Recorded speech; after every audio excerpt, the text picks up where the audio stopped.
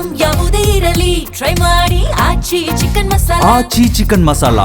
ಉದ್ಯೋಗಕ್ಕಾಗಿ ಧಾರವಾಡದಲ್ಲಿ ಯುವ ಶಕ್ತಿ ನಡೆಸಿದ ಉಗ್ರ ಹೋರಾಟಕ್ಕೆ ರಾಜ್ಯ ಸರ್ಕಾರ ಎಚ್ಚೆತ್ತುಕೊಂಡಿದ್ದು ಮೊದಲ ಹಂತದಲ್ಲಿ 56,432 ಹುದ್ದೆಗಳ ಭರ್ತಿಗೆ ಅಧಿಸೂಚನೆ ಹೊರಡಿಸಲು ಕ್ಯಾಬಿನೆಟ್ ತೀರ್ಮಾನಿಸಿದೆ. ಅಲ್ಲದೆ ಸರ್ಕಾರಿಯ ಹೊಸ ನೇಮಕಾತಿಗಳಲ್ಲಿ ಸದ್ಯಕ್ಕೆ ಒಳ ಮೀಸಲಾತಿ ಜಾರಿ ಅಸಾಧ್ಯ ಎಂದು ಕ್ಯಾಬಿನೆಟ್ ತೀರ್ಮಾನಿಸಿದೆ. ಹಳೆ ಮೀಸಲಾತಿಯಲ್ಲೇ ನೇಮಕಾತಿಗೆ ತೀರ್ಮಾನಿಸಿದೆ.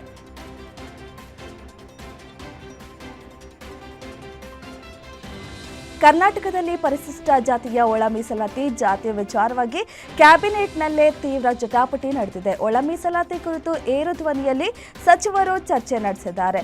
50%ರಲ್ಲೇ ಒಳ ಮೀಸಲಾತಿ ಕೊಡಿ ಅಂತ ಸಚಿವ ಸಂಪುಟ ಸಭೆಯಲ್ಲಿ ಕೆಎಚ್ ಮುನಿಯಪ್ಪ ಪಟ್ಟು ಹಿಡಿದಿದ್ರು. ಆಗ ಪುನಃ ಚರ್ಚೆ ಮಾಡೋಣ ಎಂದು ಸಚಿವ ಪರಮೇಶ್ವರ್ ಹೇಳಿದರು. 50% ಮೀಸಲಾತಿ 56% ಮೀಸಲಾತಿಗೆ ಪರ ವಿರೋಧ ವ್ಯಕ್ತವಾಗಿತ್ತು.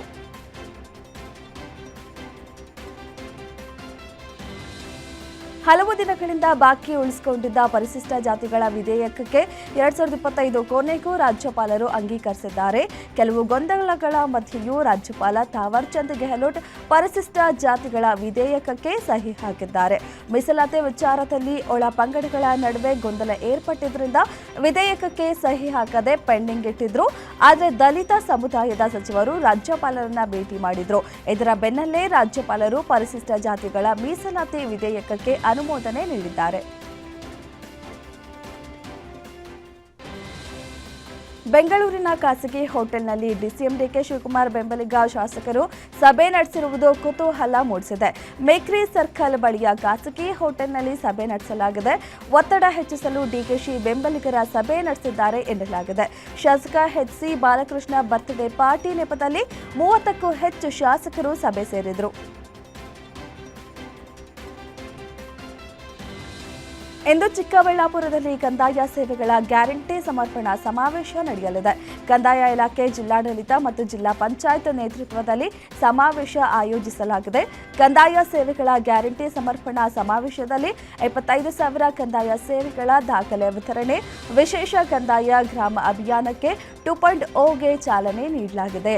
ಬೆಳಗ್ಗೆ 11 ಗಂಟೆಗೆ ಚೊಕ್ಕಹಳ್ಳಿಯ ಬಳಿ ಸಮಾವೇಶ ನಡೆಯಲಿದೆ.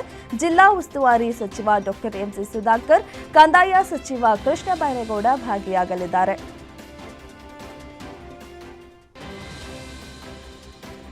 ಎರಡು 2028ರ ವಿಧಾನಸಭಾ ಚುನಾವಣೆಗೆ ಈಗಿನಿಂದಲೇ ದಳಪತಿಗಳು ರಣತಂತ್ರ ಎಣಿತಿದ್ದಾರೆ. ರಾಜ್ಯದ ಪ್ರಾದೇಶಿಕ ಪಕ್ಷವಾದ ಜಾತ್ಯತೀತ ಜನತಾದಳದ ಬೆಳ್ಳಿ ಹಬ್ಬದ ಪ್ರಯುಕ್ತ ಕಿತ್ತೂರು ಕರ್ನಾಟಕ ಭಾಗದ ಪದಾಧಿಕಾರಿಗಳ ಮತ್ತು ಕಾರ್ಯಕರ್ತರ ಸಮಾವೇಶವನ್ನು ಇಂದು ವಿಜಯಪುರದಲ್ಲಿ ಹಮ್ಮಿಕೊಳ್ಳಲಾಗಿದೆ. ಜೆಡಿಎಸ್ ವರಿಷ್ಠ ದೇವೇಗೌಡರ ಅಧ್ಯಕ್ಷತೆಯಲ್ಲಿ ಬೃಹತ್ ಸಮಾವೇಶಕ್ಕೆ ಈಗಾಗಲೇ ಸಕಲ ತಯಾರಿ ನಡೆಸಿದ್ದು ಇಂದು ವಿಜಯಪುರದಲ್ಲಿ ಜೆಡಿಎಸ್ ರಣಕಹಳೆ ಮೊಳಗಲಿದೆ.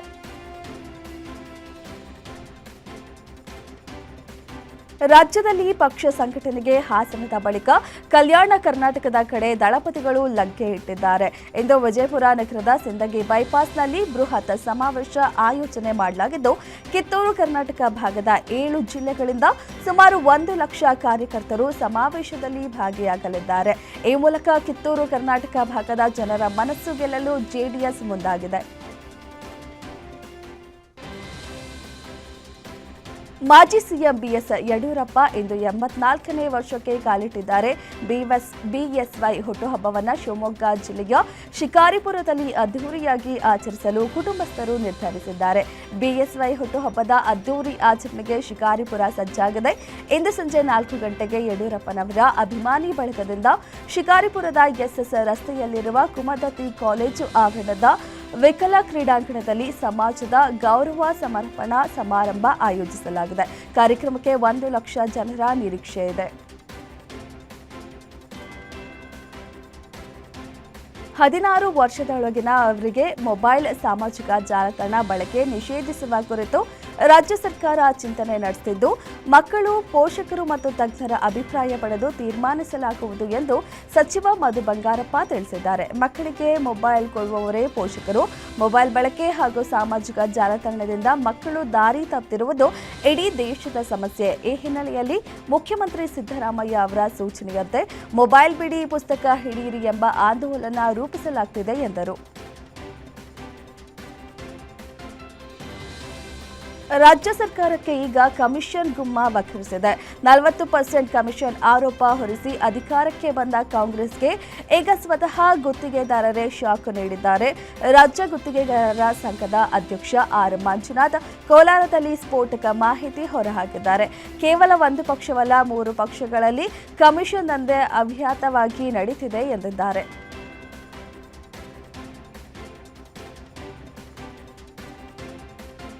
ಬಾಗೇಪಲ್ಲಿ ಶಾಸಕ ಸ್ಥಾನದಿಂದ ಎಸ್ಎನ್ ಸುಬ್ಬಾರೆಡ್ಡಿ ಆಯ್ಕೆಯನ್ನ ಅಸಿಂಧುಗೊಳಿಸಿ ಹೈಕೋರ್ಟ್ ಮಹತ್ವದ ತೀರ್ಪು ನೀಡಿದ್ದು, ಹೈಕೋರ್ಟ್ ತೀರ್ಪಿಗೆ ತಡೆ ಕೋರಿ ಸುಪ್ರೀಂ ಕೋರ್ಟ್ನಲ್ಲಿ ಸುಬ್ಬಾರೆಡ್ಡಿ ಅರ್ಜಿ ಸಲ್ಲಿಸಿದ್ರು. ಇಂದು ಸುಪ್ರೀಂ ಕೋರ್ಟ್ನಲ್ಲಿ ಅರ್ಜಿ ವಿಚಾರಣೆ ನಡೆಯಲಿದೆ. ಕಳೆದ ವಿಧಾನಸಭಾ ಚುನಾವಣೆ ವೇಳೆ ಆಸ್ತಿ ವಿವರ ಮುಚ್ಚಿಟ್ಟಿದ್ದ ಹಿನ್ನೆಲೆ ಬಿಜೆಪಿ ಪರಾಜಿತ ಸಿ ಮುನಿರಾಜು ಕೋರ್ಟ್ಗೆ ಅರ್ಜಿ ಸಲ್ಲಿಸಿದ್ರು. ಇಂದು ಸುಪ್ರೀಂ ಕೋರ್ಟ್ನಲ್ಲಿ ನಡೆಯಲಿರುವ ಅರ್ಜಿ ವಿಚಾರಣೆ ತೀವ್ರ ಕುತೂಹಲ ಮೂಡಿಸಿದೆ. ಲಾರಿಗೆ ಕಾರು ಡಿಕ್ಕಿಯಾಗಿ 3 ಸ್ಥಳದಲ್ಲೇ ಮೃತಪಟ್ಟಿರುವ ಘಟನೆ ಚಿತ್ರದುರ್ಗ ಜಿಲ್ಲೆಯ ಚಳ್ಳಕೆರೆ ತಾಲೂಕಿನ ಹಿರೇಹಳ್ಳಿ ಬಳಿ ನಡೆದಿದೆ. ಹಿರೇಹಳ್ಳಿ ಟೋಲ್ ಬಳಿ ಲಾರಿಗೆ ಹಿಂಬದಿಯಿಂದ ಕಾರು ಡಿಕ್ಕಿಯಾಗಿ ಈ ಅವಘಡ ಸಂಭವಿಸಿದೆ. ಬಳ್ಳಾರಿಯಿಂದ ತುಮಕೂರು ಕಡೆ ಹೋಗುತ್ತಿದ್ದ ಪ್ರಯಾಣಿಕರು ಕಾರಿನಲ್ಲಿ 5 ಮಂದಿ ಪ್ರಯಾಣಿಕರು ಪೈಕಿ 3 ಸಾವನ್ನಪ್ಪಿದ್ದು, 2 ಗಾಯಾಳುಗಳನ್ನು ಚಳ್ಳಕೆರೆ ತಾಲೂಕು ಆಸ್ಪತ್ರೆಗೆ ದಾಖಲಿಸಲಾಗಿದೆ. ನಮ್ಮ ಮೆಟ್ರೋ ಪ್ರಯಾಣಿಕರಿಗೆ ಗುಡ್ ನ್ಯೂಸ್ ಸಿಕ್ಕಿದೆ. ಪಿಂಕ್ ಲೈನ್ ಸಂಚಾರಕ್ಕೆ ಕ್ಷಣಗಣನೆ ಶುರುವಾಗಿದ್ದು, 3ನೇ ಡ್ರೈವರ್ಲೆಸ್ ಮೆಟ್ರೋ ರೈಲು ಸದ್ದಿಲ್ಲದೆ ಸಿಲಿಕಾನ್ ಸಿಟಿಗೆ ಬಂದಿಳಿಯಲಿದೆ. ಬಿಇಎಂಎಲ್ ಸಂಸ್ಥೆಯಿಂದ ತಯಾರಾದ ಈ ರೈಲು ಮಧ್ಯರಾತ್ರಿ ಕೊತ್ತನೂರು ಡಿಪೋ ತಲುಪಿದೆ. ಈಗಾಗಲೇ 2 ರೈಲುಗಳು ಬಂದಿದ್ದು, ಈಗ 3ನೇ ಸೆಟ್ ಕೂಡ ಸೇರ್ಪಡೆಯಾಗಿದೆ. ಶೀಘ್ರದಲ್ಲೇ ನೇರಳೆ ಹಾಗೂ ಹಸಿರು ಮಾರ್ಗಕ್ಕೆ ಹೊಸ ಮೆಟ್ರೋ ರೈಲುಗಳು ಬರಲಿದೆ.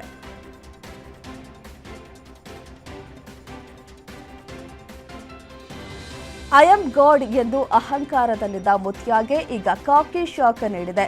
ಅಪ್ರಾಪ್ತೆಗೆ ಮುತ್ತಿಟ್ಟು ರಾಜ್ಯ ಬಿಟ್ಟಿದ್ದ ಮಲ್ಲಿಕಾರ್ಜುನ ಮುತ್ಯ ಸೆರೆಗಾಗಿ ಪೊಲೀಸರು ಬಲೆ ಬೀಸಿದ್ದಾರೆ. ಸಾಕ್ಷ್ಯನಾಶ ಮಾಡಬಾರದು ಮತ್ತು ವಿಚಾರಣೆಗೆ ಹಾಜರಾಗಬೇಕು ಎಂದು ಪೊಲೀಸರು ನೋಟಿಸ್ ಜಾರಿ ಮಾಡಿದ್ದಾರೆ.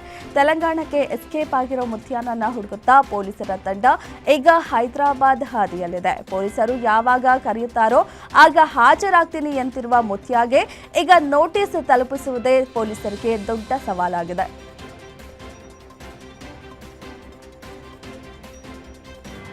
ಮಲ್ಲಿಕಾರ್ಜುನ ಮುತ್ಯ ವಿರುದ್ಧ ಪೋಕ್ಸೋ ಕೇಸ್ ದಾಖಲಾದ ಹಿನ್ನೆಲೆ ಇಂದು ಮಲ್ಲಿಕಾರ್ಜುನ ಮುತ್ಯ ಅವರ ಭಕ್ತರು ಸಭೆ ಹಮ್ಮಿಕೊಂಡಿದ್ದಾರೆ. ಯಾದಗಿರಿ ಜಿಲ್ಲೆಯ ಶಹಾಪುರ ತಾಲೂಕಿನ ಮಹಲ್ ರೋಸಾದ ಯಮನೂರಪ್ಪ ಮುತ್ಯ ಮಠದ ಆವರಣದಲ್ಲಿ ಸಭೆ ನಡೆಯಲಿದೆ. ಬೆಳಗ್ಗೆ 11 ಗಂಟೆಗೆ ನಡೆಯಲಿರುವ ಸಭೆಯಲ್ಲಿ ಕೇಸ್ ರದ್ದು ಮಾಡಬೇಕು, ಸಾಮಾಜಿಕ ಜಾಲತಾಣದಲ್ಲಿ ವಿಡಿಯೋ ವೈರಲ್ ಮಾಡಿದವರ ವಿರುದ್ಧ ಕೇಸ್ ದಾಖಲಿಸಬೇಕು ಸೇರಿ ಹಲವು ವಿಚಾರದ ಬಗ್ಗೆ ಸಭೆಯಲ್ಲಿ ಚರ್ಚೆ ನಡೆಸಲಿದ್ದಾರೆ.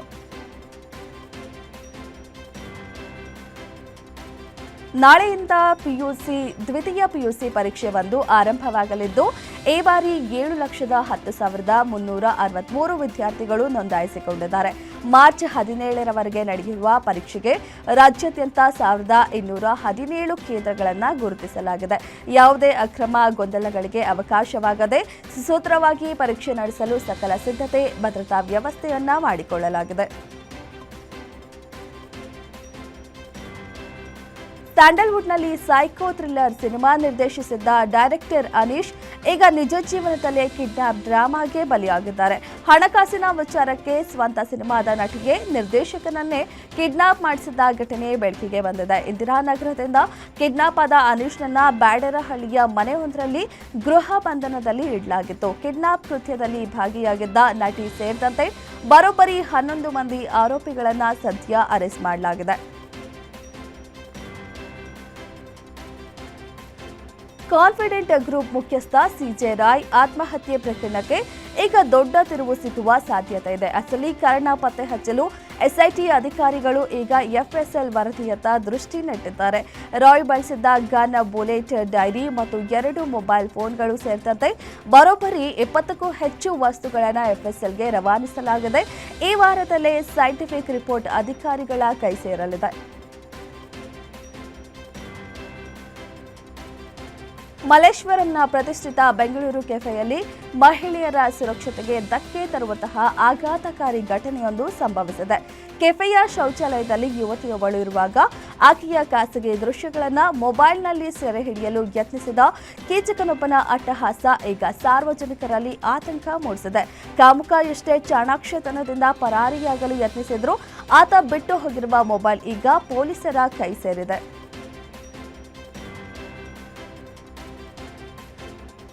ಮೊನ್ನೆಯಷ್ಟೇ ತುಮಕೂರಿನಲ್ಲಿ ಇಡೀ ಸಮಾಜವೇ ತಲೆ ತಗ್ಗಿಸುವ ನಾಚಿಕೆಗೇಡಿನ ಘಟನೆ ನಡೆದು ಹೋಗಿತ್ತು. ಆಗ ತಾನೇ ಮದುವೆಯಾಗಿ ದೇವರ ಆಶೀರ್ವಾದ ಪಡೆಯಲು ದೇಗುಲಕ್ಕೆ ಬಂದಿದ್ದ ದಲಿತ ಸಮುದಾಯದ ನವ ದಂಪತಿಗೆ ಅಲ್ಲೇ ಇದ್ದ ಮೇಲ್ಜಾತಿಯ ವ್ಯಕ್ತಿಯೊಬ್ಬ ಅವಮಾನ ಮಾಡಿ ದೇವಸ್ಥಾನದಿಂದ ಹೊರಗೆ ಕಳಿಸಿದ್ದ. ಈ ಘಟನೆ ಬಗ್ಗೆ ತೀವ್ರ ಆಕ್ಷೇಪ ವ್ಯಕ್ತವಾಗಿತ್ತು. ಆದ್ರೀಗ ಮತ್ತೆ ಅಂಥದ್ದೇ ನಾಚಿಕೆಗೇಡಿನ ಸಂಗತಿ ಬಾಗಲಕೋಟೆ ಜಿಲ್ಲೆಯಲ್ಲಿ ನಡೆದಿದೆ. ಘಟನೆ ಸಂಬಂಧ ಮಾರ್ಚ್ 2ರಂದು ಗ್ರಾಮದಲ್ಲಿ ತಹಶೀಲ್ದಾರ್ ಶಾಂತಿ ಸಭೆಗೆ ಕರೆದಿದ್ದಾರೆ.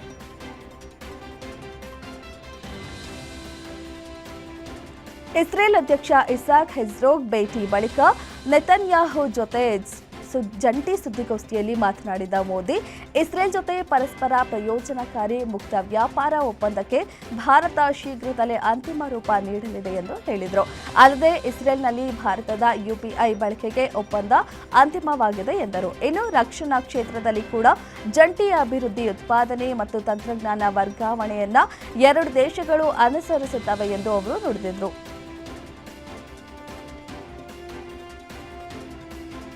ಭಾರತದ ಪ್ರಧಾನಿ ನರೇಂದ್ರ ಮೋದಿ ಅವರ ಇಸ್ರೇಲ್ ಭೇಟಿ ವೇಳೆ ಎರಡೂ ದೇಶಗಳ ನಡುವೆ ಹಲವು ಎಂಒಯುಗಳು ಮತ್ತು ಒಪ್ಪಂದಗಳಿಗೆ ಸಹಿ ಬಿದ್ದಿವೆ. ಕೃತಕ ಬುದ್ಧಿಮತ್ತೆ, ಸೈಬರ್ ಸೆಕ್ಯುರಿಟಿ, ಶಿಕ್ಷಣ, ಕೃಷಿ ಹಾಗೂ ಇನ್ನೂ ಹಲವು ಸೆಕ್ಟರ್ಗಳಲ್ಲಿ ಭಾರತ ಹಾಗೂ ಇಸ್ರೇಲ್ ದೇಶಗಳ ನಡುವೆ ಬಹುದೊಡ್ಡ ಒಪ್ಪಂದಗಳು ಹಾಗೂ ಎಂಒಯುಗಳಾಗಿವೆ.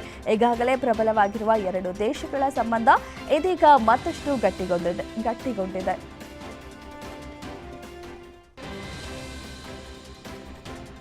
ಜೆರುಸಲೆಂನಲ್ಲಿ ಇಸ್ರೇಲ್ ಪ್ರಧಾನಿ ಬೆಂಜಮಿನ್ ನೆತನ್ಯಾಹು ಮತ್ತು ಮೋದಿ ಜಂಟಿ ಪತ್ರಿಕಾಗೋಷ್ಠಿ ನಡೆಸಿ ಮಾನವೀಯತೆ ಎಂದಿಗೂ ಸಂಘರ್ಷಕ್ಕೆ ಬಲಿಪಶುವಾಗಬಾರದು, ಭಾರತ ಗಾಜಾ ಶಾಂತಿ ಪ್ರಯತ್ನಗಳನ್ನು ಬೆಂಬಲಿಸುತ್ತದೆ ಎಂದು ಹೇಳಿದ್ದಾರೆ. ಭಯೋತ್ಪಾದನೆ ಯಾವುದೇ ರೂಪದಲ್ಲಿ ಸ್ವೀಕರಿಸಲಾಗುವುದಿಲ್ಲ. ಭಯೋತ್ಪಾದನೆ ಮತ್ತು ಅದರ ಬೆಂಬಲಿಗರನ್ನ ವಿರೋಧಿಸುವಲ್ಲಿ ನಾವು ಹೆಗಲಿಗೆ ಹೆಗಲು ಕೊಟ್ಟು ನಿಂತಿದ್ದೇವೆ ಎಂದು ಮೋದಿ ತಿಳಿಸಿದರು.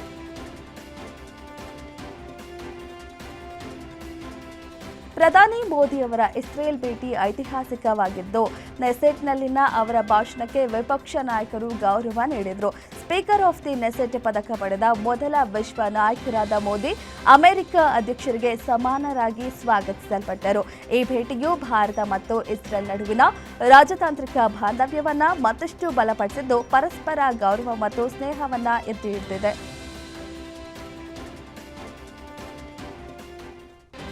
ಬುಧವಾರ ಜೆರುಸಲೆಂನಲ್ಲಿ ನಡೆದ ಜಂಟಿ ಭೋಜನಕೂಟಕ್ಕೂ ಮುನ್ನ ಇಸ್ರೇಲ್ ಪ್ರಧಾನಿ ಬೆಂಜಮಿನ್ ನೆತನ್ಯಾಹು ಭಾರತದ ಸಾಂಪ್ರದಾಯಿಕ ಉಡುಗೆಯಲ್ಲಿ ಆಗಮಿಸುವ ಮೂಲಕ ಪ್ರಧಾನಿ ಮೋದಿಗೆ ಸರ್ಪ್ರೈಸ್ ಕೊಟ್ಟಿದ್ದಾರೆ. ಇಸ್ರೇಲ್ ಪ್ರಧಾನಿ ಮೋದಿ ಜಾಕೆಟ್ ಎಂದು ಕರೆಯಲ್ಪಡುವ ಕಲ್ಲಿನ ಬಣ್ಣದ ನೆಹರು ಜಾಕೆಟ್ ಅನ್ನು ಆಯ್ಕೆ ಮಾಡಿಕೊಂಡಿದ್ರು. ಪ್ರಧಾನಿ ಮೋದಿ ಎಕ್ಸ್ನಲ್ಲಿ ಪ್ರತಿಕ್ರಿಯಿಸಿದ್ದು, ನಿಜಕ್ಕೂ ಅದ್ಭುತ ಎಂದು ಬರೆದಿದ್ದಾರೆ.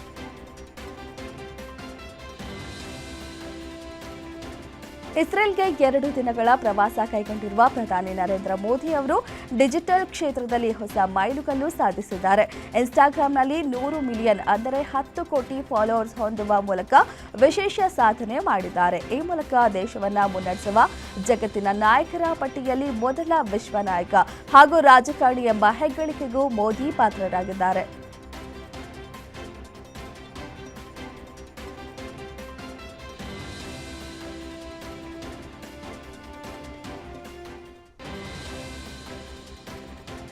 ಕೆನಡಾ ಪ್ರಧಾನಿ ಮಾರ್ಕ್ ಕಾರ್ನಿ ಇಂದಿನಿಂದ 4 ದಿನ ಭಾರತ ಪ್ರವಾಸ ಕೈಗೊಳ್ಳಲಿದ್ದಾರೆ.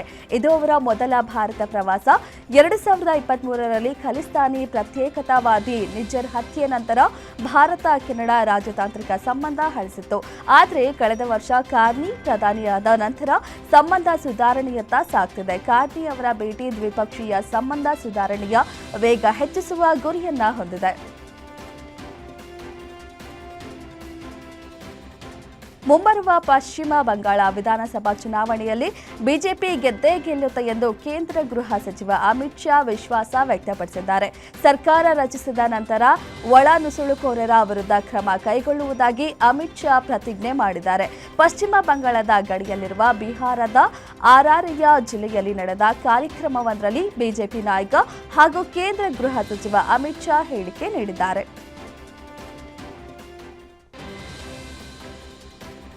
ಬಿಜೆಪಿಯ ಕೆಲವು ನಾಯಕರು ಕರ್ನಾಟಕದಲ್ಲಿ ನಿರುದ್ಯೋಗ ಸಮಸ್ಯೆ ತಾಂಡವವಾಡ್ತಿದೆ ಎಂದು ಜೋರಾಗಿ ಹೇಳ್ತಿರುವುದು ಹಾಸ್ಯಾಸ್ಪದ.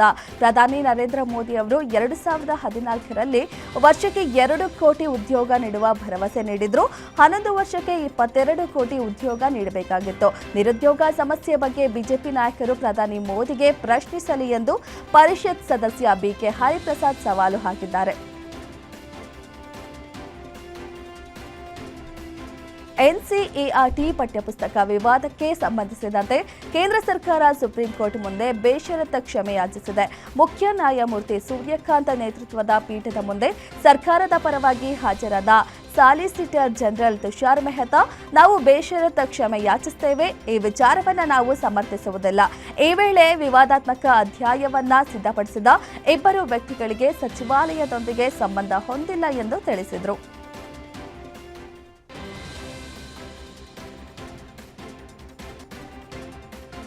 ಏಪ್ರಿಲ್ 1ರಿಂದ ದೇಶದಲ್ಲಿರುವ ಎಲ್ಲಾ ಪೆಟ್ರೋಲ್ ಬಂಕ್ಗಳು ಕಡ್ಡಾಯವಾಗಿ 20% ಎಥನಾಲ್ ಮಿಶ್ರಿತ ಪೆಟ್ರೋಲ್ ಮಾರಾಟ ಮಾಡಬೇಕೆಂದು ಕೇಂದ್ರ ಸರ್ಕಾರ ಆದೇಶ ಪ್ರಕಟಿಸಿದೆ. ಎಲ್ಲಾ ರಾಜ್ಯಗಳು ಮತ್ತು ಕೇಂದ್ರಾಡಳಿತ ಪ್ರದೇಶಗಳಲ್ಲಿ ಬ್ಯೂರೋ ಆಫ್ ಇಂಡಿಯನ್ ಸ್ಟ್ಯಾಂಡರ್ಡ್ಸ್ ಪ್ರಕಾರ ಮತ್ತು ರಿಸರ್ಚ್ ಆಕ್ಟ್ ನಂಬರ್ 95 ಅನ್ನು ಹೊಂದಿರುವ 20% ಎಥನಾಲ್ ಮಿಶ್ರಿತ ಪೆಟ್ರೋಲ್ ಮಾರಾಟ ಮಾಡಬೇಕೆಂದು ಅಧಿಸೂಚನೆಯಲ್ಲಿ ಉಲ್ಲೇಖಿಸಿದೆ.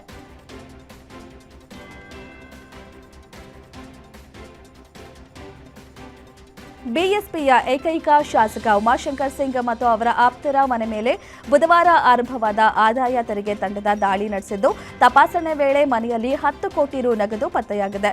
ಶಾಸಕ ಉಮಾಶಂಕರ್ ಸಿಂಗ್ ಅವರ ನಿವಾಸದ ಮೇಲೆ ಲಕ್ನೋ, ಬಲ್ಕಿಯಾ, ಸೋನ್ಭದ್ರಾ, ಕೌಶಂಬಿ, ಮಿರ್ಜಾಪುರ ಮತ್ತು ಪ್ರಯಾಗ್ರಾಜ್ನ 30ಕ್ಕೂ ಹೆಚ್ಚು ಸ್ಥಳಗಳಲ್ಲಿ ಏಕಕಾಲದಲ್ಲಿ ದಾಳಿ ನಡೆಸಲಾಯಿತು.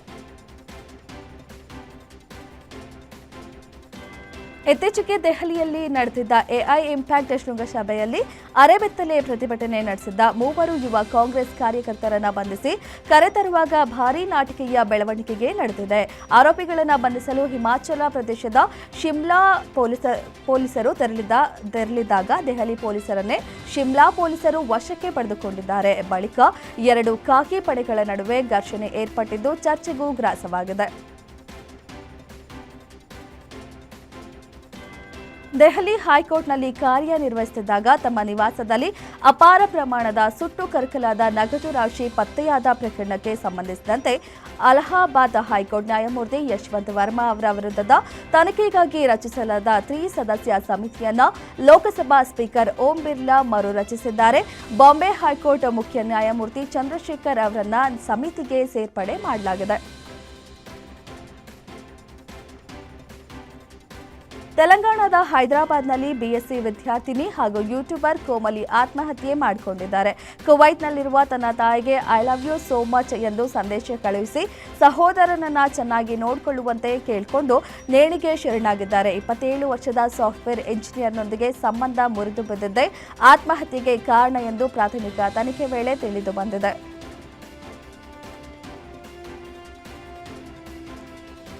ರಾಜಸ್ಥಾನದ ಗೋಟನ್ನಲ್ಲಿರುವ ಖಾಸಗಿ ಶಾಲೆಯ ಆಟದ ಮೈದಾನದಲ್ಲಿ ಆಟವಾಡುತ್ತಿದ್ದಾಗ 9 ವರ್ಷದ ಬಾಲಕಿ ಹೃದಯಾಘಾತದಿಂದ ಕುಸಿದು ಬಿದ್ದು ಸಾವನ್ನಪ್ಪಿದ ದುರಂತ ಘಟನೆ ನಡೆದಿದೆ. ಆಕೆ ಆಟ ಆಡುವಾಗ ಕುಸಿದು ಬೀಳುವ ದೃಶ್ಯ ಸಿಸಿಟಿವಿಯಲ್ಲಿ ಸೆರೆಯಾಗಿದೆ. ಹೃದಯಾಘಾತದಿಂದ ಮೃತಪಟ್ಟ ಮಗುವನ್ನು 5ನೇ ತರಗತಿಯ ವಿದ್ಯಾರ್ಥಿನಿ ದಿವ್ಯಾ ಎಂದು ಗುರುತಿಸಲಾಗಿದೆ.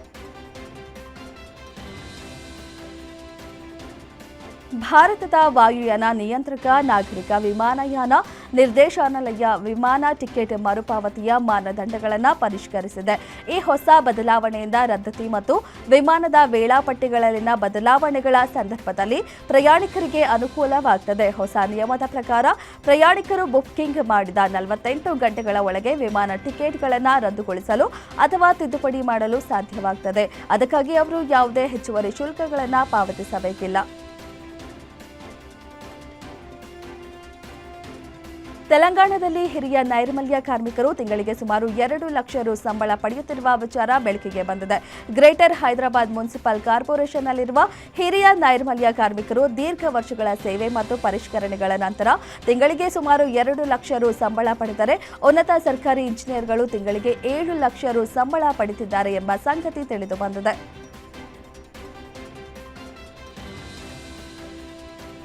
ದೇವಾಲಯದ ಆವರಣದಲ್ಲಿ ಉತ್ಸವದ ಆನೆಯೊಂದು ಅರ್ಚಕನನ್ನ ತನ್ನ ಸೊಂಡಿಲಿನಿಂದ ಎತ್ತಿ ಎಸೆದ ಪರಿಣಾಮ ಅರ್ಚಕ ಗಂಭೀರ ಗಾಯಗೊಂಡಿರುವ ಘಟನೆ ಕೇರಳದ ತ್ರಿಶೂರ್ನಲ್ಲಿ ನಡೆದಿದೆ. ದೇವರ ವಿಗ್ರಹವನ್ನು ಆನೆಯ ಮೇಲೆ ಇರಿಸಲು ಸಿದ್ಧತೆಗಳು ನಡೆಸುತ್ತಿದ್ದಾಗ ಮಾವುತ ಅರ್ಚಕರೊಬ್ಬರು ಆನೆಯ ಮೇಲೆ ಹತ್ತಲು ಸಹಾಯ ಮಾಡ್ತಿದ್ರು. ಈ ವೇಳೆ ಉದ್ರೇಕಗೊಂಡ ಆನೆ ಹತ್ತಿರದಲ್ಲಿ ನಿಂತಿದ್ದ ಮತ್ತೊಬ್ಬ ಅರ್ಚಕನನ್ನ ಏಕಾಏಕಿ ಸೊಂಡಿಲಿನಿಂದ ಎತ್ತಿ ಪಕ್ಕಕ್ಕೆ ಎಸೆದಿದೆ.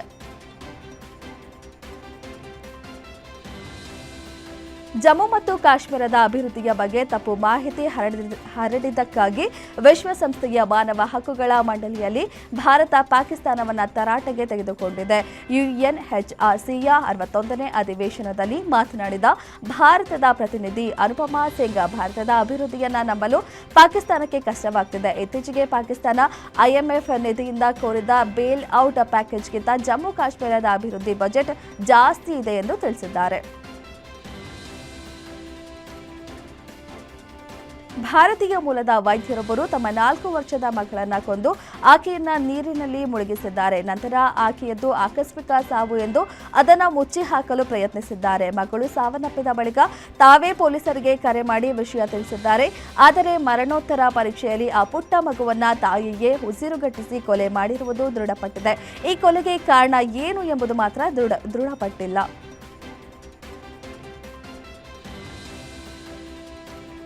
T20 ವಿಶ್ವಕಪ್ ಸೂಪರ್ 8 ಪಂದ್ಯದಲ್ಲಿ ಭಾರತವು ಜಿಂಬಾಬ್ವೆಯನ್ನ 72 ರನ್ಗಳಿಂದ ಸೋಲಿಸಿ ಈ ಪಂದ್ಯವನ್ನು 72 ರನ್ಗಳಿಂದ ಗೆದ್ದುಕೊಂಡು ಆತಿಥೇಯ ಭಾರತ ಸೆಮಿಫೈನಲ್ ಕನಸನ್ನ ಜೀವಂತವಾಗಿಸಿಕೊಳ್ಳುವಲ್ಲಿ ಯಶಸ್ವಿಯಾಗಿದೆ. ಇತ್ತ ಸತತ 2ನೇ ಪಂದ್ಯದಲ್ಲಿ ಸೋತ ಜಿಂಬಾಬ್ವೆ ಸೆಮಿಫೈನಲ್ ರೇಸ್ನಿಂದ ಹೊರಬಿದ್ದಿದೆ.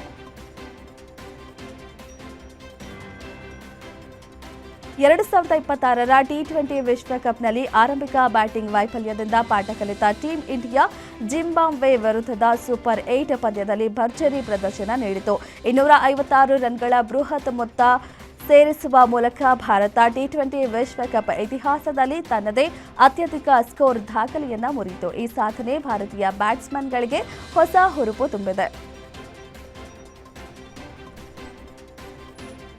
2026ರ T20 ವಿಶ್ವಕಪ್ನಲ್ಲಿ ಕಳಪೆ ಫಾರ್ಮ್ನಿಂದ ಬಳಲಿದ್ದ ಅಭಿಷೇಕ್ ಶರ್ಮಾ ಜಿಂಬಾಬ್ವೆ ವಿರುದ್ಧದ ಸೂಪರ್ 8 ಪಂದ್ಯದಲ್ಲಿ ತಮ್ಮ ಹಳೆಯ ಲಯಕ್ಕೆ ಮರಳಿದ್ದಾರೆ.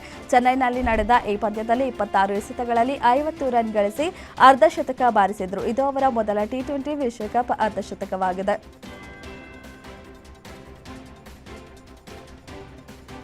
2026ರ T20 ವಿಶ್ವಕಪ್ ಸೂಪರ್ 8 ಸುತ್ತಿನಲ್ಲಿ ಅಹಮದಾಬಾದ್ನಲ್ಲಿ ದಕ್ಷಿಣ ಆಫ್ರಿಕಾ ಮತ್ತು ವೆಸ್ಟ್ ಇಂಡೀಸ್ ಮುಖಾಮುಖಿಯಾಗಲಿದ್ದಾವೆ. ಸೆಮಿಫೈನಲ್ ಸ್ಥಾನ ಖಚಿತಪಡಿಸಿಕೊಳ್ಳಲು ಎರಡೂ ತಂಡಗಳಿಗೆ ಈ ಪಂದ್ಯ ಮುಖ್ಯವಾಗಿತ್ತು. ವೆಸ್ಟ್ ಇಂಡೀಸ್ ನೀಡಿದ 176 ರನ್ಗಳ ಗುರಿಯನ್ನ ದಕ್ಷಿಣ ಆಫ್ರಿಕಾ ಕೇವಲ 1 ವಿಕೆಟ್ ನಷ್ಟಕ್ಕೆ 16.1 ಓವರ್ಗಳಲ್ಲಿ ಬೆನ್ನಟ್ಟಿ ಭರ್ಜರಿ ಗೆಲುವು ಸಾಧಿಸಿದೆ. ಹುಬ್ಬಳ್ಳಿಯಲ್ಲಿ ನಡೆಯುತ್ತಿರುವ ರಣಜಿ ಟ್ರೋಫಿ ಫೈನಲ್ ಪಂದ್ಯದಲ್ಲಿ ಕರ್ನಾಟಕದ ಮಾಜಿ ನಾಯಕ ಮಯಾಂಕ್ ಅಗರ್ವಾಲ್ ಜಮ್ಮು ಮತ್ತು ಕಾಶ್ಮೀರ ವಿರುದ್ಧ ಸ್ಮರಣೀಯ ಶತಕ ಬಾರಿಸಿ ತಂಡದ ಪರ ಏಕಾಂಗಿ ಹೋರಾಟ ನಡೆಸಿದ್ದಾರೆ. 153 ಎಸೆತಗಳಲ್ಲಿ ಮಯಾಂಕ್ ತಮ್ಮ ಪ್ರಥಮ ದರ್ಜೆ ವೃತ್ತಿ ಜೀವನದ 21ನೇ ಶತಕವನ್ನು ಪೂರೈಸಿದರು.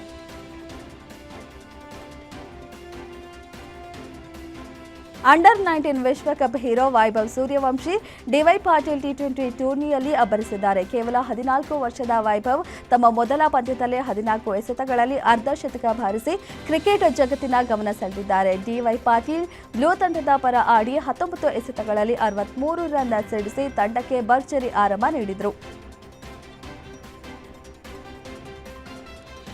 ಲವ್ ಜಿಹಾದ್ ಕುರಿತ ಕತೆ ಹೊಂದಿರುವ ದಿ ಕೇರಳ ಸ್ಟೋರಿ 2 ಸಿನಿಮಾ ಈ ವಾರ ಬಿಡುಗಡೆ ಆಗ್ತಿಲ್ಲ ಎಂದು ರಿಲೀಸ್ ಮಾಡಲು ಚಿತ್ರತಂಡ ಸಕಲ ಸಿದ್ಧತೆ ಮಾಡಿಕೊಂಡಿತ್ತು. ಆದರೆ ಈ ಸಿನಿಮಾದ ಬಿಡುಗಡೆಗೆ ಕೇರಳ ಹೈಕೋರ್ಟ್ ತಡೆ ನೀಡಿದೆ. ಇದರಿಂದಾಗಿ ಚಿತ್ರತಂಡಕ್ಕೆ ಆಘಾತಕ್ಕೆ ಒಳಗಾಗಿದೆ. ಚಿತ್ರದ ಟೀಸರ್ ಬಿಡುಗಡೆ ಆದ ಬಳಿಕ ಅನೇಕರಿಂದ ವಿರೋಧ ವ್ಯಕ್ತವಾಗಿದ್ದು, ಕೆಲವರು ಚಿತ್ರದ ವಿರುದ್ಧ ಕೋರ್ಟ್ ಮೆಟ್ಟಿಲು ಏರಿದ್ದಾರೆ. ಸ್ಟಾರ್ ಜೋಡಿ ರಶ್ಮಿಕಾ ಮಂದಣ್ಣ ಮತ್ತು ವಿಜಯ್ ದೇವರಕೊಂಡ ದಾಂಪತ್ಯ ಜೀವನಕ್ಕೆ ಕಾಲಿಟ್ಟಿದ್ದಾರೆ. ಮದುವೆಯ ಸುಂದರ ಕ್ಷಣಗಳ ಫೋಟೋಗಳನ್ನು ರಶ್ಮಿಕಾ ಮಂದಣ್ಣ ಸೋಷಿಯಲ್ ಮೀಡಿಯಾದಲ್ಲಿ ಹಂಚಿಕೊಂಡಿದ್ದಾರೆ. ಕಂಡ ಕನಸಿನ ಮಹಿಳೆಯಾಗಿ ನಾನು ಬೆಳೆದಿದ್ದರೆ ಅದಕ್ಕೆ ಕಾರಣ ನೀನೇ ಎಂದು ರಶ್ಮಿಕಾ ಹಾಗೂ ಸ್ನೇಹಿತೆ, ಈಗ ನನ್ನ ಹೆಂಡತಿ ಎಂದು ಪತ್ನಿಯ ಗುಣಗಾನ ಮಾಡಿದ್ದಾರೆ ವಿಜಯ್ ದೇವರಕೊಂಡ.